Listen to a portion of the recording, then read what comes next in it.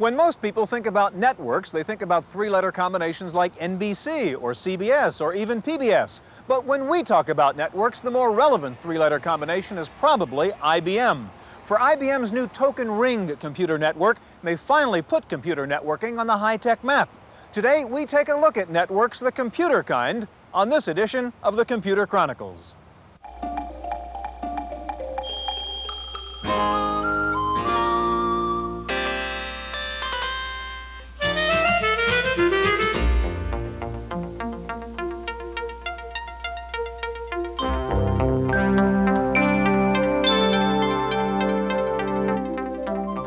The Computer Chronicles is made possible in part by grants from AFIPS, the American Federation of Information Processing Societies, a nonprofit federation of 11 national societies for computer professionals. AFIPS, Leadership and Service in Computer and Information Technology. Additional funding is provided by McGraw-Hill, publishers of Byte.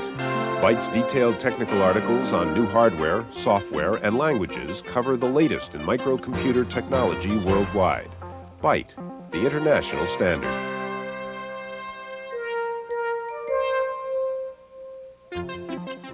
Welcome to the Computer Chronicles. I'm Stuart Chaffee, and this is Gary Kildall. Gary, all these wires and cables and connectors we have here are potentially part of a computer network system, or local area network, LAN as it's sometimes called. And I suppose one of the most important things to happen is the recent IBM announcement about its new Token Ring network system. Now, networks is one of those things that it seems computer guys have been talking about for years, but from a user's point of view, nothing really ever seems to happen. Is this IBM move now finally going to make things happen in networking? Well, Stuart, local area networks let personal computers or office computers share huge data files. And when you're talking about office computers, then IBM set standards. There's no question about that. Now, if these standards can be set, I think there are going to be some real exciting possibilities in network-aware software that really uses those networks properly. Gary, today we're going to go to New York to find out some more about the new IBM system. We'll meet one of the principal developers of Ethernet, and we'll shed as much light as we can on one of the more complicated computer topics. One of the issues in networking are the wires that are used to connect one computer to another, and we're going to begin by taking a look at a relatively simple system that uses existing telephone lines to connect computers. As PC workstations become more common and their standalone functions more elaborate, they become increasingly attractive as alternatives to mainframe-based networks. But so far, they've had limited acceptance due to the usual incompatibility of operating systems and the expense of installing miles of coaxial cable.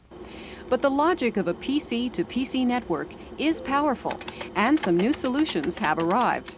For businesses already equipped with a telephone PBX, a practical network can be installed over existing phone lines. One of the first of these is Northern Telecom's Meridian system, which works in conjunction with a local PBX to handle both data and voice over standard twisted pair telephone wiring. Equipped with its logical counterpart, an integrated voice and data terminal, the network combines computer and communication functions, like an online directory and automatic dialing. Messages can be transmitted in text or voice mode, or a combination of both. Terminals tied into the network feature automatic logon to outside databases, protocol and code conversion. Two users can share multimedia information simultaneously. The star-shaped network allows shared use of printers and hard disks, and the internal bus operates at a respectable 40 megabits per second. Memory-enhanced telephones are nothing new, and any PC will store a directory of numbers. But this computer's digital voice has found a new, practical route to travel, along wires that you'd find in every office wall.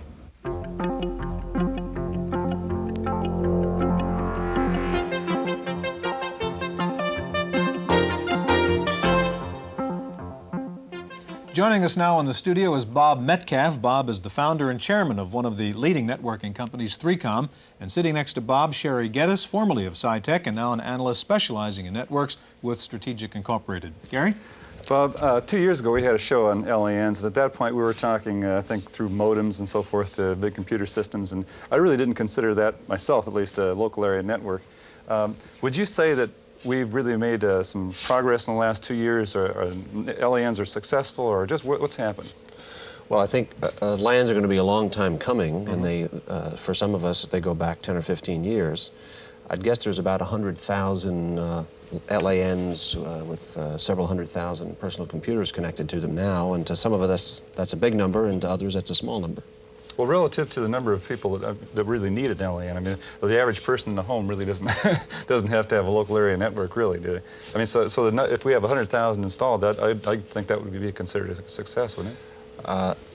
A relative success. I think some of us think the potential is much bigger than that. As we're looking at the arrival of PC LANs as sort of the next major generation of how computing is to be accomplished, and so to us, 100,000 LANs seems like a small number. There are 7 or 8 million PCs so far in business, and so I think the numbers could get quite a bit larger than they are. Well, in the case of, let's take business as an example.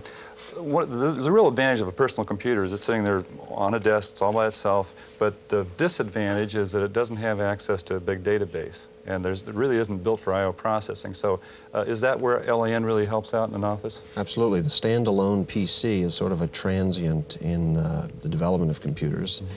Useful up to a point, and as you say, one of the main reasons to have an LAN is to give that PC access to large amounts of data it can't have itself, or which is updated frequently by many, many other people. Now, one of the things that's been mentioned is the token ring standard that IBM has proposed. This is just one of many different ways that these machines can communicate. Sherry, you've been working apparently with PBX systems. Yes, I have PBX and local area networks. Can you get high data rates, say through a PBX? PBX is basically a telephone system, isn't it? You can get high data rates on specialized PBXs called data PBXs. On the general purpose PBXs, the high-end ones, the integrated voice data PBXs, the rates are still relatively low. But the throughput's very good, and that's a critical distinction between throughput and data rate. Many users don't need a high data rate, they need a high throughput rate because lots of people need access essentially simultaneously. Bob, now you've got a system here. As we mentioned, I think earlier, you were involved in the development of Ethernet, and you have a kind of derivative of that you call EtherMac, which happens to be connecting some Macintoshes here. Show us how this works, this existing network system. Well, here's a Macintosh, which is now familiar to hundreds of thousands of people, but and you'll notice that there's this one diskette and its keyboard. Now, by putting this diskette in, what we're causing it to do is to go out over a network. It's connected to an Apple Talk network to a network server elsewhere in the building. Okay, well, let's explain right now. In fact, we have the network server right over here elsewhere in our studio with Derek as if he were in another office, let's say, in the building operating another Macintosh, and that's the network server over there. Now, what's happening as you load this up then, Bob? Well, because this is my diskette, and so it logs me into the network. That is, it identifies me to the network and hooks me up with my data which is not on this boot diskette, but which is elsewhere, in this case on that network server. Yeah. And then according to my normal practice, it's now identified me and connected me up to my data, and what you'll see here are what amount to virtual diskettes. That is, each of these icons represents a diskette that's on that network server down the hall. Now, if you were to compare this, say, with the speed of data access from one of these little, from this floppy disk, from this little disk to the network, what's the comparison in the data rates? It's a funny thing. You would think that going a greater distance, things would be slower. In fact, in this network, we get performances 2 or 3 times that you get off the diskette. That is, the network is faster than the disk in the network server. Is a Winchester disk, is quite fast. Now, could you give us an example now? We've got Derek over there working in his office, and you want to find out what he's working on or share a particular file with him. Could we actually see you do that? Well, here's I happen to know that Derek, this is Derek's diskette here called Data 2. So if I open it in the normal way that I would open a diskette, I now see a bunch of documents that Derek is probably currently looking at this very moment. And so if I were to go up here to let's say diag X and open it up, this is the same Mac draw document that Derek is now hopefully looking at on his Macintosh over there. Now, this brings up the question about file protection, of course, and I assume that that's part of the system as well. While I was connecting up to various volumes, if there was a password associated with the volume, I would have had to present it, as I did. And how about simultaneous access to the same files, writing to the same files and things of that sort? Well, most of the software that runs on PCs, and by most I mean 99% of it, is written to run on one PC. If you direct 2 PCs simultaneously at the same diskette and they both try to manipulate the data, some data damage can be encountered. And that's why you have to take special concerns in the designing of the network to be sure that people don't simultaneously manipulate the same data. This is a sort of a traditional problem with taking single-user applications and bringing them into a multi-user environment. Bob, your demonstration here happens to be with 2 Macs, but of course the system you're demonstrating could be with 2 IBM PCs or other computers, correct? Yeah, in the case of this particular system, there could be hundreds of Macintoshes and hundreds of IBM PCs and compacts and so on. Sherry, given the problem that Gary and Bob were talking about of standards, we have a system that's working right here. What's the big deal about the IBM token ring system? Is it just one of a new standard? Well, it's a different approach.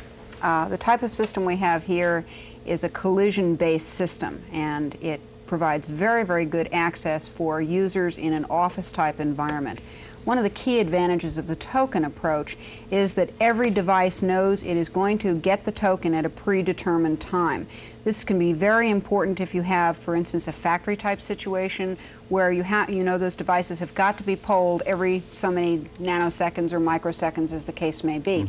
In an office environment, this is useful in a bisynchronous situation, an IBM BiSync. It is also useful if you have a very large population and you don't have any type of prioritization scheme to. Otherwise, you could literally have users who maybe never succeeded in getting on the network.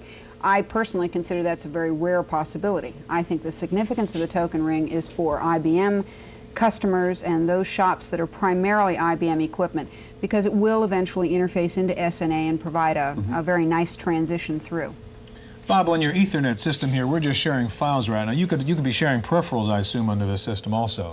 Yeah, in fact, one of the strong advantages of this configuration is you could put a laser writer on the network server, and then all the PCs and all the Macs could send documents to the laser writer and share it. What does this system cost? This is an example, what we're showing right here. About $10,000 plus the cost of the PCs. Okay. Okay, Bob, Sherry, thank you very much. We've got to move on. We're going to next go to New York and take a look and find out a little bit more about IBM's new token ring system. Soon we'll see a demonstration here of a network that combines Macs and IBM PCs. First of all, we're going to meet another key player in the network story, someone who has another idea about all of this, Bill Godbout, the president of CompuPro. Wendy Woods has that report. The difference between a multi-user system and a network is that a multi-user system is designed to be networked, unlike an office full of PCs. And one of the players in this market is Viasyn, maker of CompuPro CPUs and terminals. Viasyn's chairman says there are 2 advantages to going his route. Speed of operation and the bottom line, the measure of all economic endeavors, is what does it cost, a cost-performance ratio that you look at. And actual bottom line cost is going to be quite a bit less for a lot more performance. Godbout says multi-user systems are generally 20 to 50% less expensive than a network of PCs. CompuPro terminals use DataPoint's ArcNet, the networking architecture with the largest installed base in the world. This system can link up to 14 users and more if the CPUs are connected at central points called nodes. Viasyn's own departments are interconnected in this way. Unfortunately, the biggest drawback to networking, whether we're talking about multi-user systems or a room full of PCs, is cabling. Cabling has to go throughout the building to every terminal hooked up to the network. There's not much that people in the industry can do about that, but one thing is certain. Even IBM is planning multi-user systems, systems which can be linked to a local area network of PCs. Meanwhile, how's business grown here in Hayward? Several million %. For the Computer Chronicles, I'm Wendy Woods.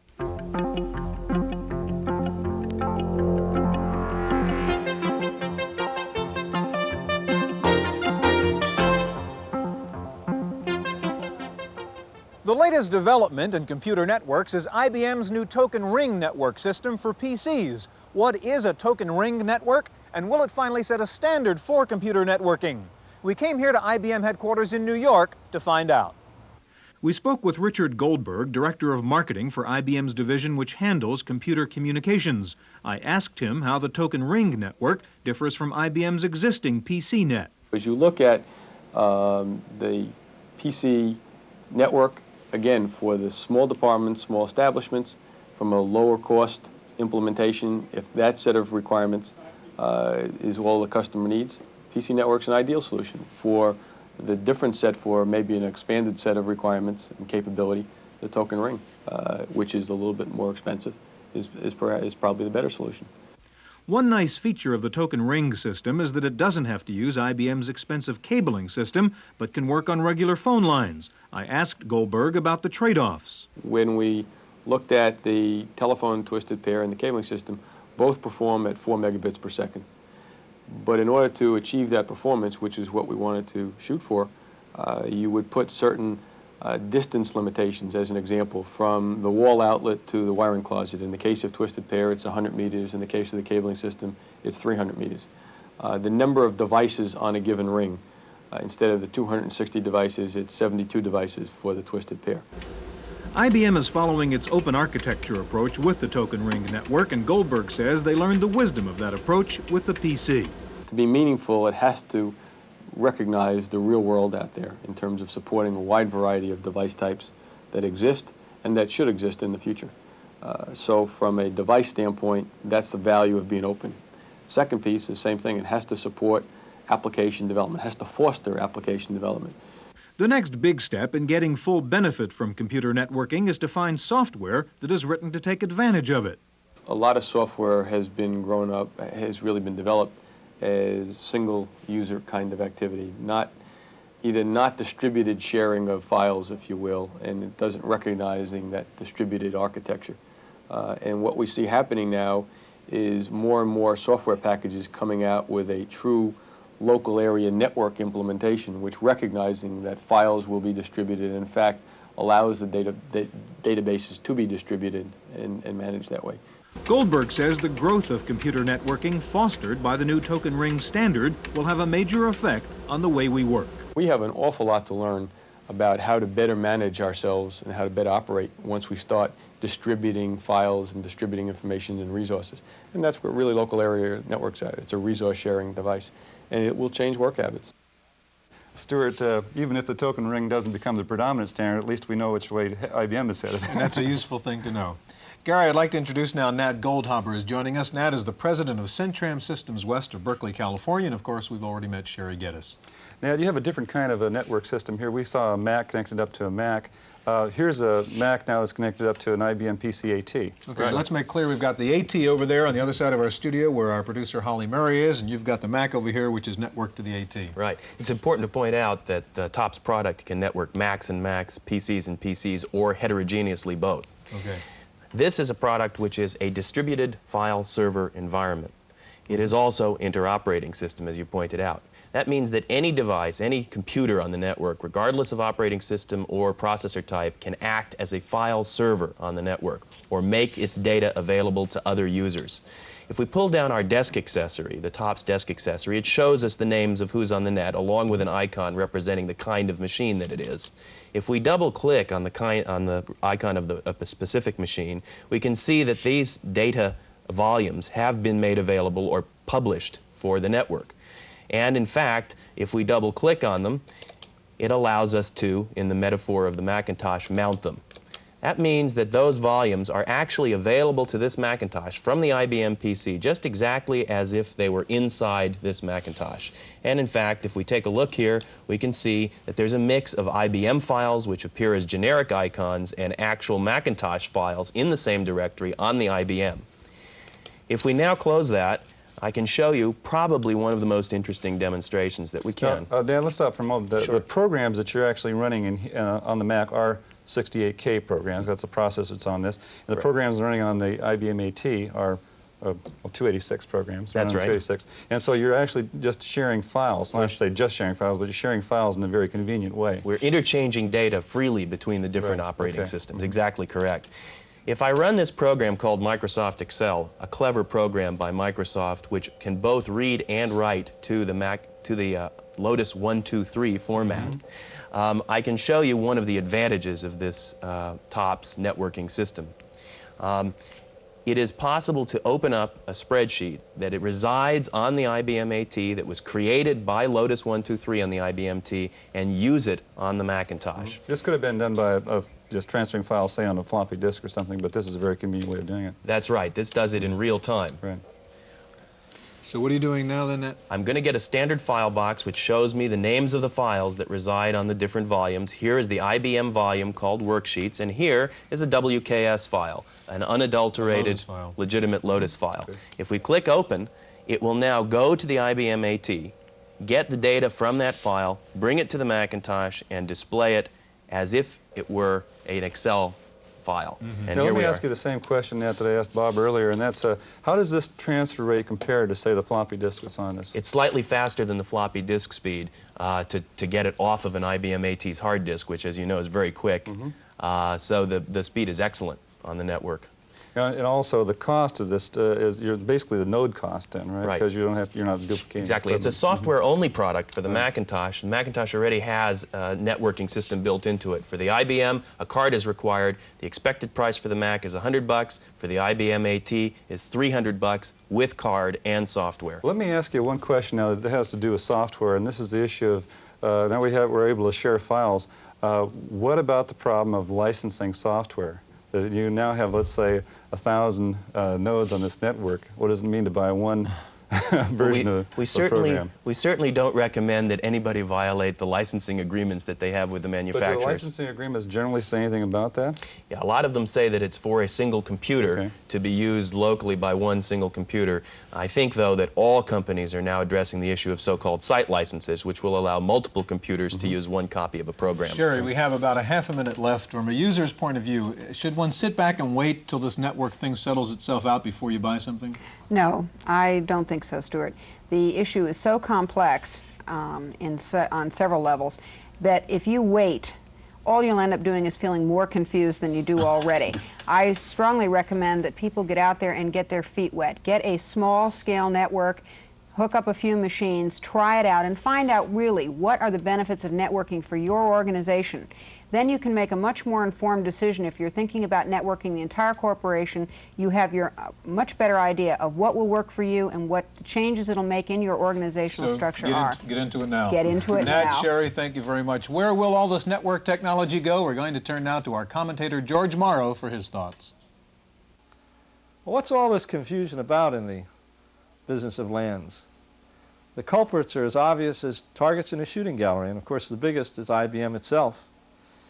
They keep wanting to sell mainframes as file servers, and they're afraid that people that see wire won't pay as much for a mainframe if they don't see that wire. To keep the confusion at a maximum, they've embraced not one but 3 different standards, all incompatible.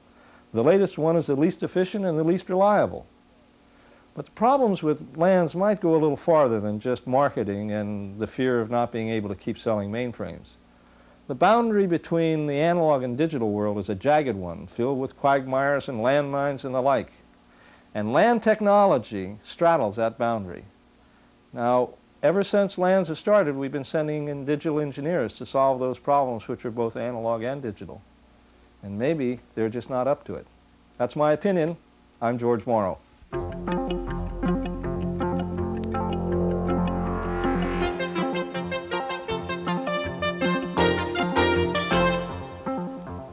In the Random Access file this week, the intelligent office building, the intelligent home, and the intelligent factory were all in the news this week. First of all, several deals were announced to develop the so-called intelligent factory, where robots and computers run the whole plant. Hewlett-Packard said they had signed a deal with Bechtel to design and develop a completely automated electronics plant. Earlier, Ford Motor Company announced a deal with MeasureX to develop a computer-controlled system for running Ford's body and assembly plants. And General Motors said it is about to reveal its model for the factory of the future, using what it hopes will become the new standard for the intelligent factory, a standard GM is calling MAP, short for Manufacturing Automation Protocol. Meanwhile, the Real Estate Research Corporation says there are now nearly 200 smart office buildings around the world. Among the first were the Citicorp building in San Francisco and this new office development called Exchange Square in Hong Kong.